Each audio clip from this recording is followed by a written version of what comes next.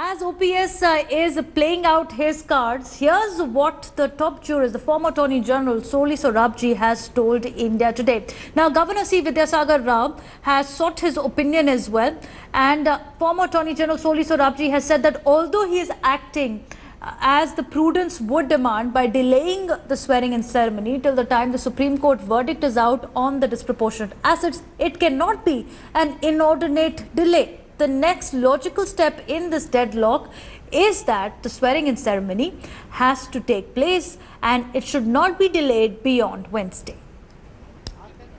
Normally, the governor has to act according to advice. But here the point is there is a Supreme Court judgment which is pending. In that case, Sasikala was convicted by the lower court. Right. High Court acquitted her. Now the Supreme Court heard the matter, and suppose the Supreme Court takes the view, suppose that she is guilty of corruption, then what happens? She incurs disqualification on Article 102. So then to swear her and then to come down.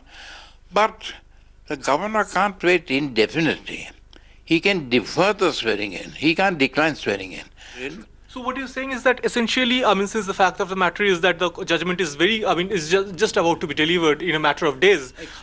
Expected. So there's nothing wrong to be deferred for a few days. My understanding is that it will be given possibly by Tuesday, Wednesday. If it's not given, then of course he has to, the House has to be summoned, floor test has to be taken, and the majority to be proved. But here the governor comes in because of this very imminent judgment of the Supreme Court, which will make it clear whether she has incurred disqualification or not.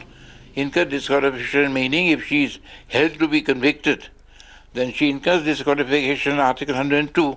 So for this short time, short period, the governor, I don't think he'll be accused of lack of bona fides if he defers swearing in for a short time. Now, I also spoke to Mohan Barasran for an understanding of the implications as the Tamil Nadu political crisis spirals out, and what are the options now before the governor. Take a listen. Person has to be first sworn in as Chief Minister, and then that person has to be asked to prove his or her majority within a reasonable period. Right. So if Mrs. Sasikala is invited first, she has to be sworn in as Chief Minister. If the governor exercises his discretion in a manner that he feels that Mr. Paneerselvam should be actually asked to do that task first, he should swear in Mr. Paneerselvam.